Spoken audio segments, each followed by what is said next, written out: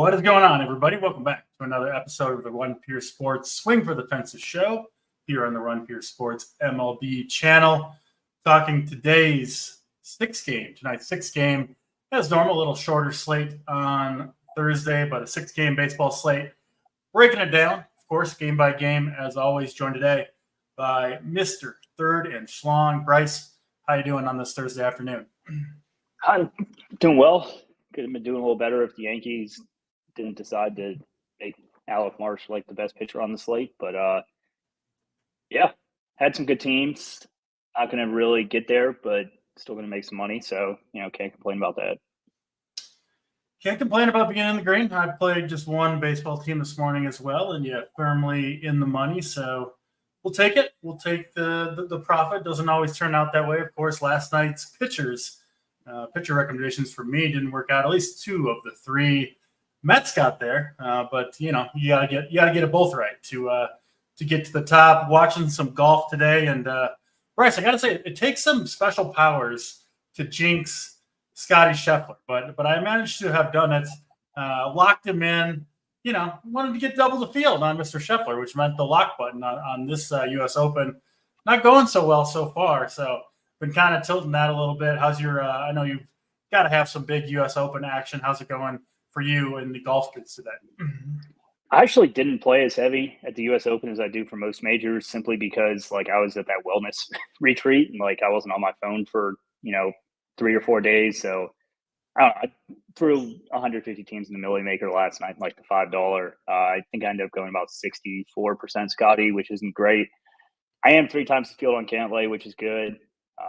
It's kind of hard to tell where you're at just because, it's so clumped together right now. No one's running away with it. Scotty could easily still win this tournament. He's only 6 strokes off the lead. So I don't, I like the U.S. Open in general just because it's so reliant on finishing position. It's kind of fun to watch these guys, not shoot 30 under at some of these courses. I really like the Memorial last weekend.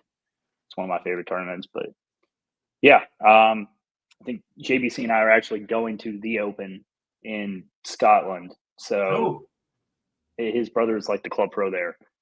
And so he was able to get him tickets. Yeah. He's the opposite of Mark. He's good looking and athletic. So it's kind of a juxtaposition, but we'll be there. So I'll probably play much bigger for the British Open than the U.S. did for this one. Hey, JBC's not a bad looking guy. Now the athleticism part, I can get behind that, but he's a decent looking dude. He cleans up nice, does Mr. JBC. So that'll be awesome. I took my dad to the U.S. Open at Erin Hills in Wisconsin for his birthday. A few years back now, obviously, but that was an awesome time watching that. So it's fun going to those golf tournaments. I've only been to a few, but really good time. And I'm sure you guys will have an awesome time over in Scotland. Make it back okay. Don't keep JBC out of trouble overseas. We need to get him back in the U.S. safe and sound. So I'm sure you'll take care of that for us. I'll do my best. Yeah. We do need to talk about your wellness retreat, though. Because I did see your beekeeper picture on Twitter, and I'll be honest, I would have put you very low on the list of Run Pure Sports coordinators that I would have thought would go to beekeeping school, wellness retreat. You just got back from your honeymoon, and now you're spending, I think it was your Onyx gift, right, from DK, and you chose to go on a wellness retreat without your phone, you said, for 2 or 3 days. What's going on, Bryce? Are you doing okay over there? Do we need a wellness check? Yeah, we don't need an SOS. It kind of like a second honeymoon, step out of my comfort zone a bit. It was, the food there is awesome. It's all inclusive and whatnot. The only thing you have to pay for is booze, of course. But yeah, I mean, I did some shit out there. I'm not one for talking about my feelings or getting super in depth with stuff. No. There's a lot of rich housewives from California was kind of the vibe that I got. But I actually kind of enjoyed it. It's kind of good to, kind of decompress for a couple days and get back to it. So yeah, hopefully we can use some of my newfound inner knowledge to find the nuts tonight. Yeah, there we go. And this one is good. The Aaron Rodgers darkness retreat. Sign me up, lock me in a dark room alone with some, ayahuasca or whatever, and over talking to my feelings with some strangers in the desert in a beekeeper suit in 110-degree heat. So yeah, I'll take the Aaron Rodgers version of the self-help over whatever the hell you did. But enough talking about that stuff. We do have 6 baseball games to talk about, so let's get to them. First game on the slate: Philadelphia and the Boston Red Sox. Seems like we don't have most of these line. No, we do have some lineups. Never mind. I just had to refresh the page. We have Tanner Houck, Aaron Nola, too. Obviously, pretty good right-handed pitchers going at it here in Fenway Park. Obviously, a good hitter's park in general, and should really play that way tonight. 80 degrees, humid, and winds blowing out to left center field toward the Green Monster. One of the better weather condition hitting days at Fenway Park that we frankly had all season long. Now, of course, these are 2 good arms. It does look like the Red Sox have, 7 lefties in the lineup against Aaron Nola, whose strikeout rate is much worse against them. Kind of off the Aaron Nola train myself. We got Joe Ryan and Garrett Crochet are in pretty incredible spots. We'll get to them, of course, as we go along in the show. But I think I'm out on Nola. A little bit of interest in Houck, but I still don't love picking on this Phillies lineup. And then the Phillies lefty power, they do have a decent amount of it. Schwarber, Harper, Stott, 3 of the top 4 batters I think could do damage against Tanner Houck in this game. So I'm actually kind of weirdly more interested in the hitters in this game than the pitchers, even though it is 2 good pitchers on the mound. Where do you stand, Bryce, on Red Sox and Phillies? I think you summed it up pretty well. I don't love the pitching in this game, but I'm also finding it a little bit harder to get to the hitting just on a micro level. Both these teams have really good bullpens. So you would need to really hit them hard to get into the worst end of the bullpen arms. That being said, I think these guys are going to come in pretty low owned on this slate. You don't really want to play guys against Hal Nola, but it's such a good hitting environment. I think I would side with the hitters here as opposed to the pitchers.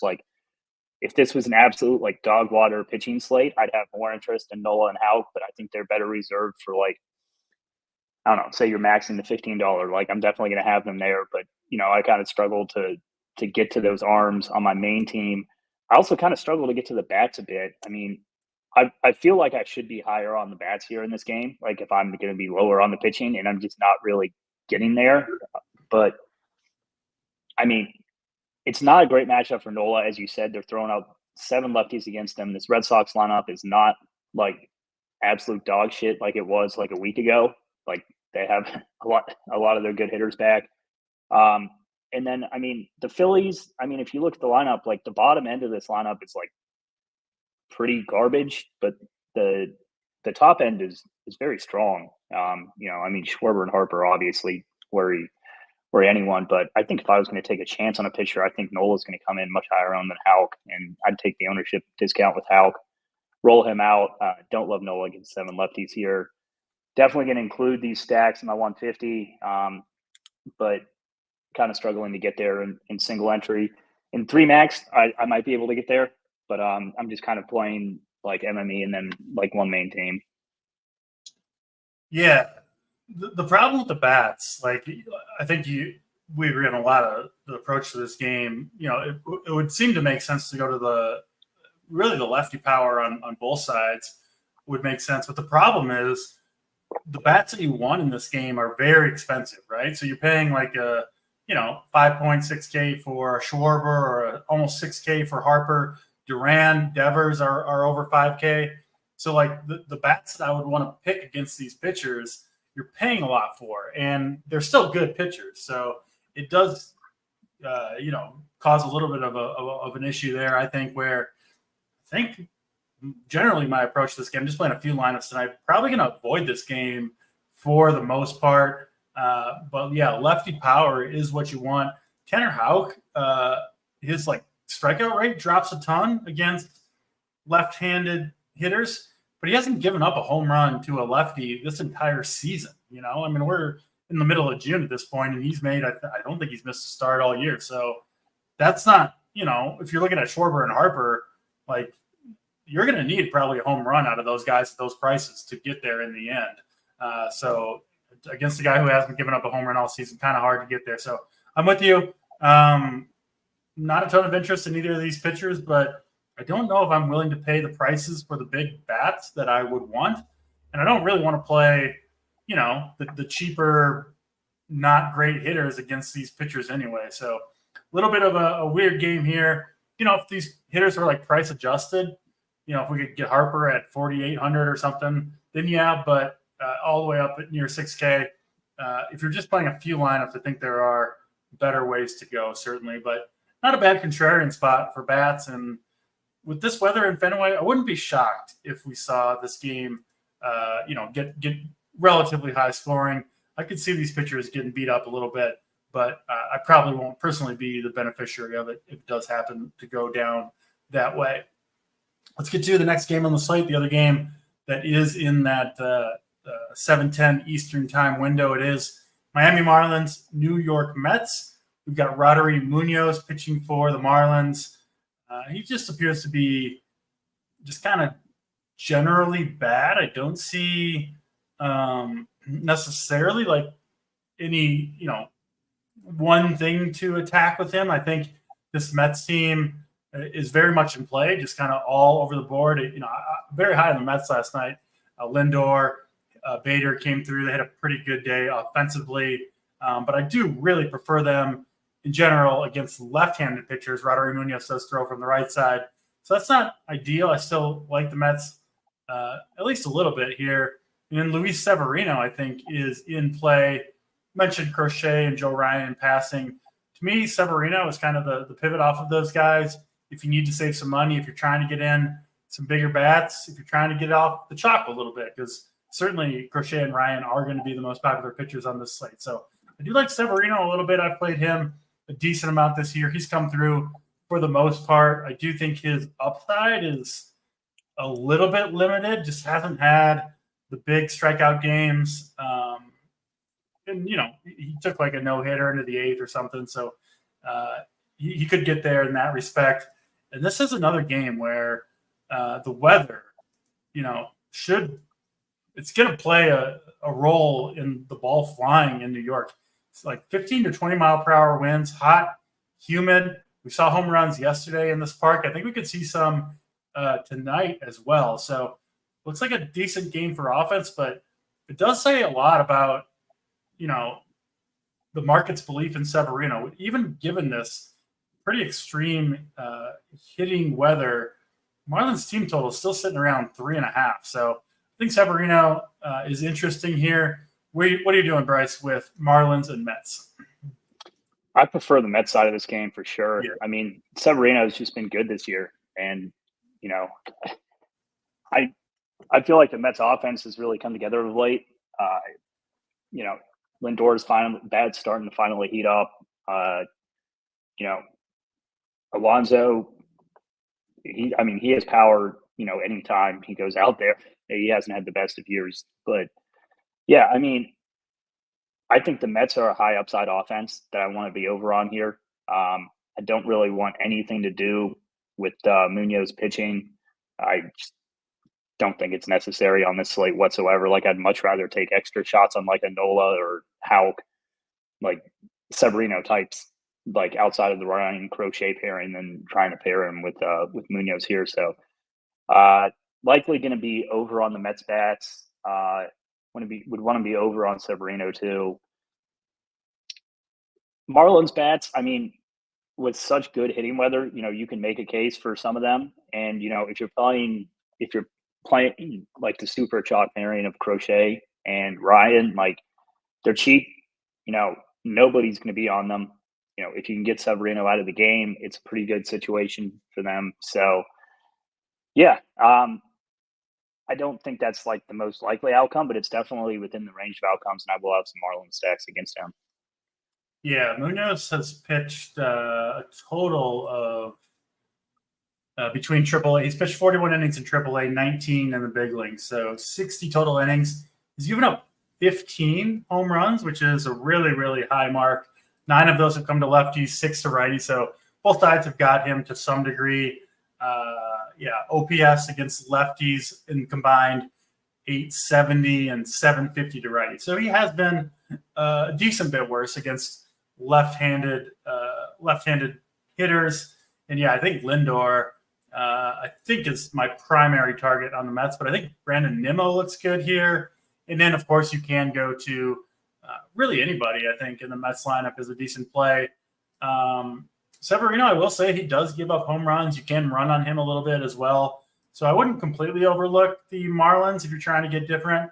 But, it's the Mets side. Severino and the Mets bats, I do expect to do quite a bit of damage in this one. So I'm with you on that. Let's get to Oakland and the Minnesota Twins next. I've already mentioned Joe Ryan a couple times in passing. He's been pretty damn good this season. 3.4 ERA, allowing less than a batter per inning. Strikeouts have been there for the most part.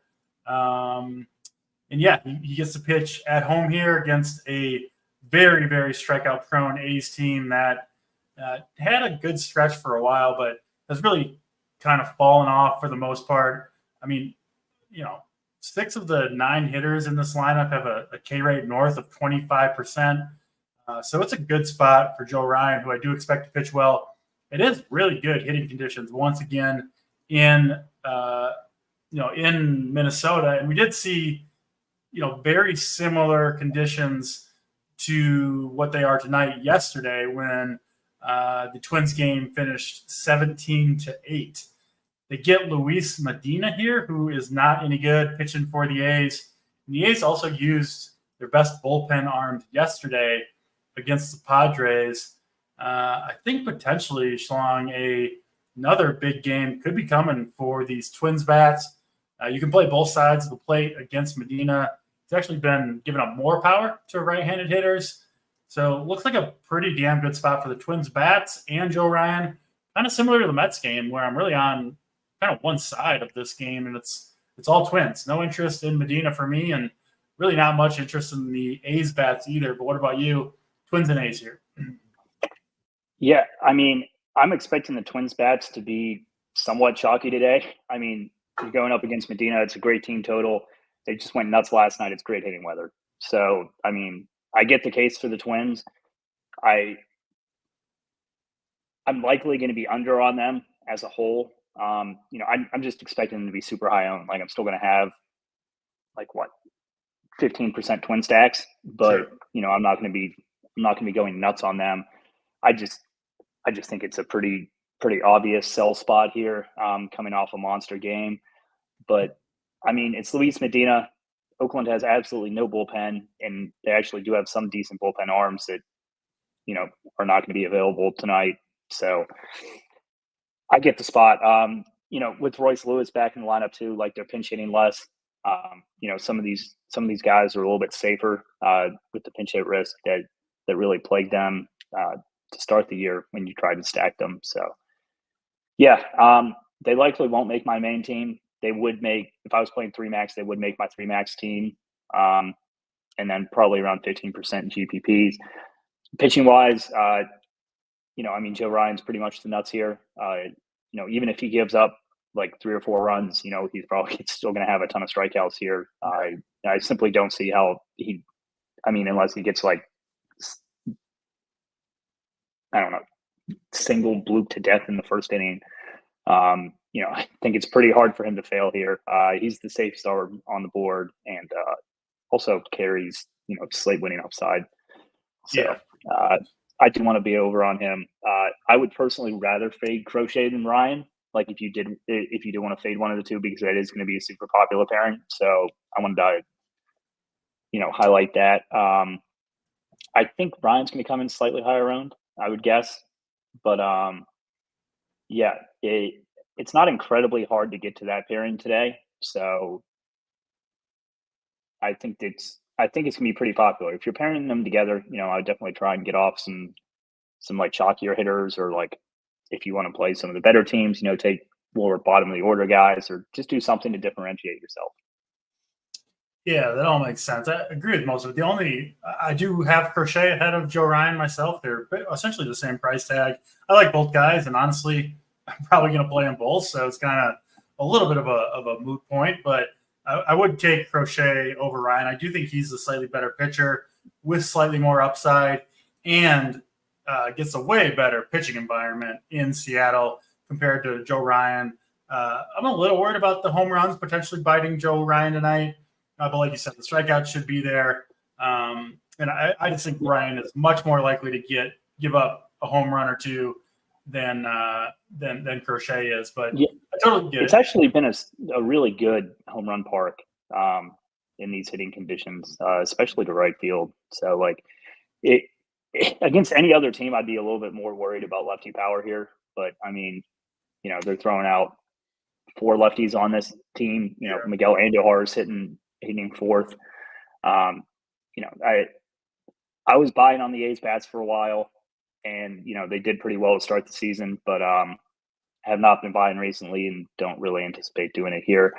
I totally get the Crochet thing. I mean, we can just kind of transition into that game if you want. I mean, I'm going to be my single entry team. I'll have both of them tonight. I'm going to get different at the bats. I think these guys are by far and away the 2 best arms on the slate, and like should be like 65 to 70% owned, and they'll come in probably around 50% in high stakes stuff, and even lower in the $15. So that's kind of where I stand. Yeah, we have pretty much the same approach there. One thing about Target Field and some of these, Target Field I think is the best example where they do play like obviously in April and even into May. It's very cold, tough park to hit in, and then it turns that way, in September to some extent as well. And so if you look at like the park factor for the entire season, it looks like a pitcher's park, but on days like today, that's not true at all. And it will play very hitter friendly tonight. So yeah, we should see some home runs here in Target Field, hopefully coming from the Twins side, because we're both going to have more Twins than we will A's. And I'm with you on Joe Ryan. I just think on the slate, it's you're kind of getting cute, in my opinion, if you go away from Ryan and Crochet, and I'll let other people try to get fancy. I anticipate kind of playing those 2 guys and hoping they get the job done. But that does bring us to we got to stick one more game. We'll do what we normally do and go by the DraftKings order of games. So we'll talk about Garrett Crochet in a minute, but first we will talk about the Angels and the Diamondbacks. Griffin Canning pitching for the Angels, very average arm. And I do like right-handers okay against the D-backs. We talked about Jose Soriano being a decent play yesterday if you wanted to get off the chalk. Wish I would have done that a little bit more. He ended up being much better than guys like Sanchez and whoever else I played. Can't even remember anymore.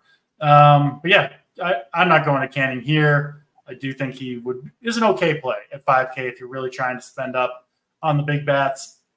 And then Brandon Pfaadt pitching for the D-backs. He's been solid this year. He's been better at home than he has on the road. He is at home here. And the Angels are one of the teams that has the biggest, and I think it's kind of a true split where they're way better against lefties than they are against righties. They're one of the best hitting teams in baseball when they face left-handed pitching. Quite the opposite when they face right-handed pitching.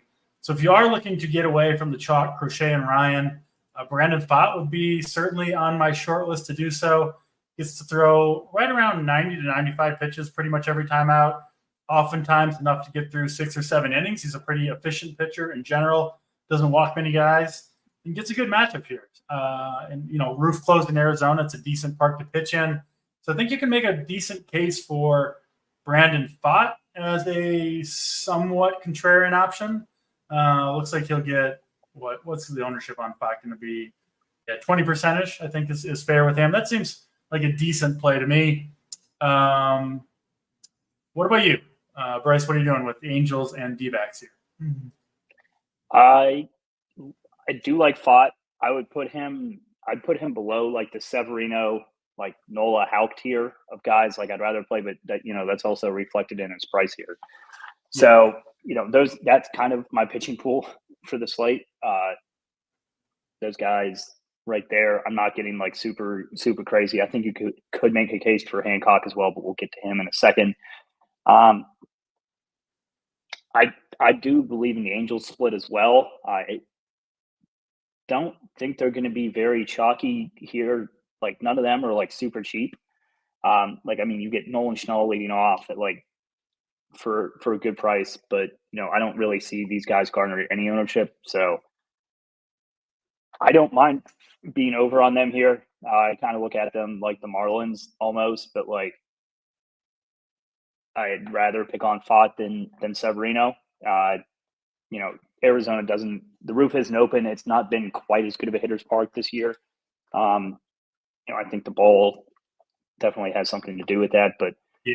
I don't know. Did you see that video of Zach Neto like absolutely crushing the ball the other night, like thinking it was a home run, and, like ended up being double, and it was like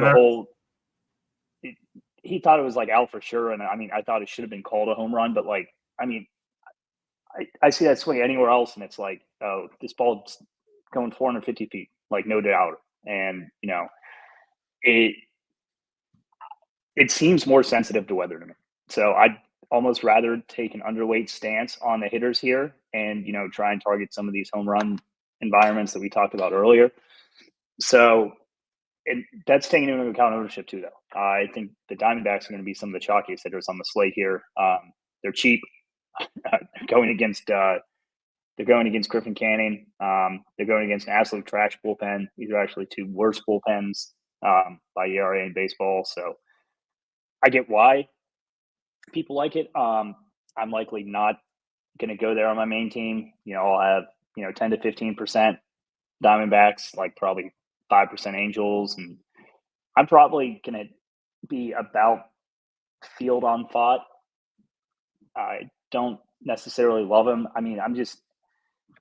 It kind of depends how hard you want to jam Crochet and Ryan, and then like the guys I'd rather have after him, Severino would be my number 3, and then probably Houck, Nola, then him. So like he's kind of like not like the odd man out, but just kind of lower on the totem pole. And I'm definitely going to have a smaller pitching pool than I normally would tonight in general, just to get more exposure to the guys that we've talked about and like. So yeah, likely going to be under this game kind of as a whole. Yeah, I'm with you in general. I'm not going to play much of this game. I do think Fott is a perfectly fine play if you're playing multiple lineups. The baseball thing, yeah, the home runs are way down, expected compared to where they should be. Balls flying, not as far. And you and I both are clearly guys who chase the good weather hitting games all year long, right? For bats. I think you got to do that even more in these conditions where it's harder to hit home runs.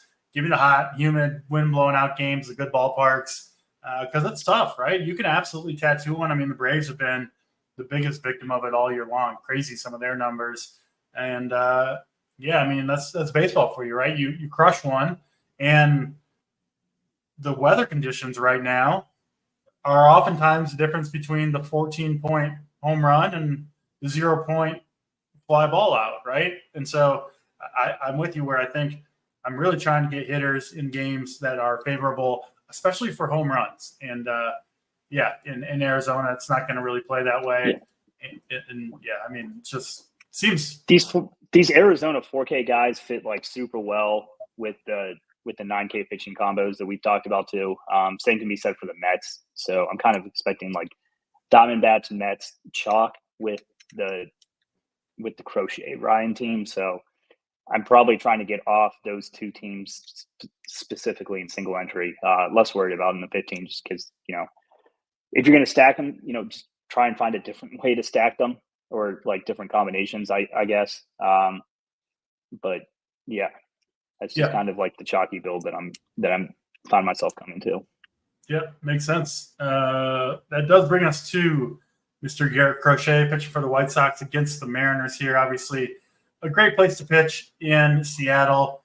And Crochet has been fantastic all year long, showing no signs of slowing down. 6 innings, 6 pretty clean innings in each of his last 6 outings. Some pretty tough matchups, too. Boston, not tough in his last game, but 10 strikeouts in that one. Milwaukee, we've seen them do a lot of damage, even against good pitchers. Was awesome against them. Great against Baltimore. Great against Toronto. 11 strikeouts against Cleveland. We see almost nobody mowing down the Guardians lineup. And it's just been fantastic for Garrett Crochet. We're talking about targeting parks for hitters with good hitting conditions. Seattle's the opposite of it. And these West Coast parks that have, the marine layer thing and the ball doesn't fly there anyway, and now you got the dead baseballs. Like Seattle, I've seen some, like our friends at Ballpark Pal, who I use for quite a bit of stuff, like they've been the most off on this game. They have it as one of the worst parks for hitting, and there's still been, like, their simulations have still overestimated the runs scored in Seattle more than in any other ballpark. It's just not flying at all there. Julio Rodriguez has had one of the more disappointing seasons. Just tough to score runs in Seattle right now. Maybe that changes a little bit as get some open roof games there. I'm not sure of the status tonight, but it's a tough place to pitch. And Crochet has overcome, some, like I said, some tough matchups and some good ballparks to hit in. He gets everything going for him here. A high strikeout Mariners team. The ball won't be flying. I do think if you're going to beat Crochet, it's going to be mostly via the long ball. And that concern is very low pitching in this part. So, I think Crochet could absolutely mow here. Like I said, I think Ryan, I wouldn't be surprised if he gives up, a 2-run or 3-run shot that kind of hurts his day a little bit. I'll be surprised if it happens to Crochet. He is my number 1 pitcher on this slate. I think he's going to rack up strikeouts, and I think he's going to keep the ball in the yard. You do both of those things, and it's going to take some real bad luck to have a bad game. So I love Crochet here. I wouldn't entirely overlook Emerson Hancock either. His numbers on the year don't look great, but he is a reasonably talented pitcher. He is stretched out. He was making, his fully stretched out starter in AAA, throwing 90 pitches a start. He is on full rest here. Actually, I think 5 or 6 days rest for Hancock. 7,700 is not a great price, but the matchup against the White Sox certainly is. Obviously, talked all about the park, and I think Hancock will go a little bit overlooked on this slate. Seeing him around 10% according to SaberSim. I don't mind him at that number, and I just not playing the bats in this one. So Crochet, I think, is an amazing play. Hancock, actually my second favorite play overall in this game. What about you, Bryce? What are you doing? I know you're in on Crochet, but anything else in this game that you like? Seattle and Chicago White Sox here? I'm on board with Hancock here. You just got done talking about park factors, and the market's somewhat catching up to it. A 7 total in this game. I know Crochet's on the mound, but it's not like Hancock is like super special. 7's a pretty key number, and it's used under. I don't know. I find it tough to like bats here. What you're really looking for in tournaments is home runs when it comes down to it. And, even if they do put up runs, they're likely not going to come from the long ball. So, yeah, I want to be under on this game in hitting. I don't care what type of crazy leverage is going to get you against Crochet. Don't really like the Mariners in this spot. If I did have to play a side, I would probably play the Mariners just because Crochet is going to be 50 or 60% owned. But, that's just for leverage purposes. Not really my favorite spot for hitting. I expect myself to be pretty far under. And these guys, that bats would find nowhere near my teams if I was playing between 1 and 20 teams. If you're playing 150 teams, you could make an argument just based on, Crochet's ownership that you could play some. But, I would rather target Joe Ryan, to be honest. I like Joe Ryan more than Crochet, but I do think he has a bigger potential to give up home runs in Minnesota than Crochet does here in Seattle. Yeah, for sure he does. At least in my opinion. Steve mentioned Hancock has a pretty bad K prop. I didn't look at that today. I was too busy watching Scotty Scheffler make pars. But yeah, it kind of surprises me. I guess Hancock hasn't had super high strikeout rates in the big league so far, but I do think he's an okay arm. Like I talked about, obviously the park is a great place to pitch him in. There is strikeouts to be had against this White Sox, White Sox team, and like half these bats, like Nicky Lopez and Andrew Benintendi, like I don't even know if they're capable of hitting a home run in Seattle. The two of the three lefties in the lineup against Hancock. So yeah, I'm probably actually going to bet this if this is true. If I can get a plus number on 4.5 Ks for Hancock, I actually like that. I think he's going to throw 90 pitches here. The Seattle bullpen is pretty worn out. Their closer hasn't been used in 3 days, but 3 of the 7 guys in there have pitched in the last 2 days. And I think they're going to ask Hancock to go pretty deep into this game. So might be hitting that Emerson Hancock strikeout prop after the game. And I do certainly like Crochet, of course, to rack them up as well in on the pitching in this game. And like you, Bryce, no hitters for me really in Chicago and Seattle. Last game of the slate, we will of course do stacks, pitchers, home run calls, all that after this game. Good time to remind you, hit the like button if you haven't done so far. Got a good crew watching today on this Thursday afternoon. And if you want all the winners for every sport, you can use promo code DC15 for 15% off your first weekly or monthly payment. All right, last game on the slate is the Dodgers and the Rangers. Michael Lorenzen pitching for the Rangers. He's been pretty good this year, but has had a pretty easy schedule for the most part. He's been in the league a long time. We kind of know what to expect with him. I don't think he's anyone you need to avoid. I think the Dodgers certainly have a reasonable claim to being the top stack on the night against Lorenzen and a bad Texas bullpen. And then Michael Grove pitching for the Dodgers, at least opening. Looks like, yeah, he did pitch 2 days ago and just an inning there, but probably an inning or two from Grove. And then Ryan Yarbrough, soft tossing lefty, who's actually been decently effective. I would expect him to pitch, 3 or 4 innings. In my opinion, neither of those pitchers are in play. Lorenzen himself is not in play. And I think it's really the Dodgers bats that you're looking at in this game. Not a ton of interest in going to the Texas bats in the Dodgers bullpen game. Going to play matchups and all that stuff all game long. So I don't love it there. But the Dodgers bats, I think, do look pretty good. What about you, Bryce? Dodgers and Rangers, last game on the slate here. Don't want anything to do with the Dodgers pitching situation here. No. There's just plenty of good pitchers on the slate. I don't think you need to play relievers. Texas, Lorenzen, he's been decent, but, it's been a pretty easy schedule for him here. Dodgers lineup, a whole different animal. I definitely like the Dodgers here. They are harder to fit with the Crochet Ryan pairing, so I think that makes them less chalky with just as much upside. I worry a little bit less about park factors when you have Shohei Ohtani hitting the ball. So yeah. I want to be over the Dodgers here. Don't really love the Texas bats here. You're not really getting leverage off any pitching. I'd rather stack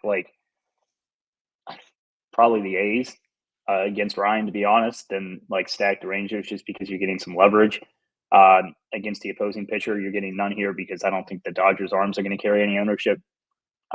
So yeah, I think Texas is probably, for that reason, my least favorite team on the slate. Them and the White Sox would be the first 2 teams that I would cross off if you're looking to cross off teams. So if they beat me, they beat me.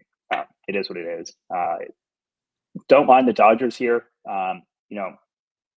They're harder to get to just because, you have good pitching that you want to pay for. And, the bats that you want in the Dodgers lineup that aren't going to get pinch hit for are pretty much all turbo expensive, and you kind of need a cheaper arm to fill it out. So they work better as minis just in terms of lineup construction. But I do think that keeps their ownership in check. So I do like them a good amount tonight. And if you can get to a Dodgers 5-man, I think it'll definitely be like a different type of build than you'll see in the majority of the contests. Yeah, agree with all that. That is all 6 games. Let's do the good stuff here at the end of the show. We'll get on out of here, build our lineups, get our cores in, and hopefully get to you the winner's circle tonight. I'll give you the floor. Bryce, obviously limited options tonight, but favorite stack and favorite contrarian stack on the slate. Favorite stack of the night. God, I'm gonna hate myself for saying this, but give me the Mets. Favorite contrarian stack of the night is a little different question. I'd probably go with the Marlins, to be honest. Them and the A's, I think, offer pretty good hitting environments and road teams. I'm going to go with the Mets, too. They are my favorite stack. I just want to pick on Roddery Munoz, a little bit of a worn-out bullpen from Miami as well. And the hitting conditions there, just so good. Also, the Marlins, I do prefer them generally against lefties, the Mets, rather. Ever since they moved, it's not necessarily because of this, but ever since they moved Lindor to the leadoff spot, this Mets team has done much, much better. I'm not saying that's the reason why, but, sometimes you need a little spark, and it seems like the Mets have it. They got Vientos in there instead of Brett Beatty. That's been a big change for them, and JD Martinez has been hitting. So I'm with you. I think the Mets do some damage on Roddery Munoz and this Marlins pitching staff, rather. Contrarian stack, it's kind of tough tonight, honestly. I don't really like the contrarian stacks too much. But I'll go with the Phillies. Now, they're not going to be cheap, but then no one's going to play them, and Tanner Houck, not nearly as good against lefties. Maybe some of those big Phillies bats could get the job done. Your most important pitcher tonight, Bryce, who you loading up on at the pitcher position? I think you've kind of talked me into Crochet over Ryan at this point, so I'm going to go with Crochet. I got the same answer. Crochet over Ryan.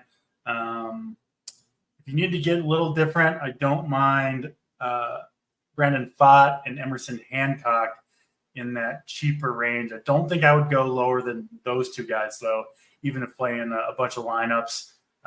Playing 150 maybe would include the 5K Griffin Canning, but I'm with you. Garrett Crochet, my ace of the night for sure. Home run call. Who's going deep tonight, Bryce? Give me the polar bear, Pete Alonso. Nice. He was good to me last night. I'll stick with my guy, Francisco Lindor. I think he's kind of in the middle of going on a tear here. Yeah, I saw you hit that huge parlay with him. Congratulations. Thank you. Nice little profit boost with it, too. Yeah, my DFS teams were the best because, I didn't have the right pitchers. But, I was logging in to see how my other bets were doing. I'm like, I have $14,000 more in my account than I thought I did. I thought it was like a mistake because I knew and I just, you make like the DK boost bets that they give you, but you don't always necessarily put like the most, or at least I don't put like the most thought into them. So I had forgotten that I had made that bet and kind of like given up on the night to some extent. I was just hoping to salvage a little bit. So that was certainly a nice surprise to look at when logging in to DraftKings there. Favorite overall hitter on the slate? Lindor would have been my answer. I used him for a home run call, so I will go a different direction. So take a second here, but what about you, Bryce? Who's your favorite overall hitter on the slate? We'll go non-Mets because it's pretty obvious that we like the Mets tonight. I'm going to go with Royce Lewis. I think that people might not play him at 6K, and I think the guy's an absolute stud. It's a great spot for him. Love it. I will go with Willie Castro, leading off for the Twins. Safe from the pinch hit risk. Switch hitter. Going to be in there all game. Had a big game yesterday.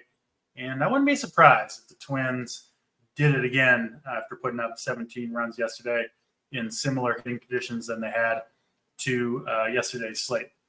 that'll do it for us on this shorter Thursday slate. We do appreciate all you guys watching. Hit the like button on your way out if you haven't yet done so. Big Friday night fireworks slate tomorrow. I'll be around stats, and I think Ben Gone will be joining me for that one as well. We'll see. It'll be a 3-man booth. It'll be a good time. Normal time and place on Friday night. Good luck in all your lineups. Hopefully we'll see a bunch of RPS logos up top. And till tomorrow, that'll do it for us for Third and Schlong. I'm Draft Cheat. We're out here.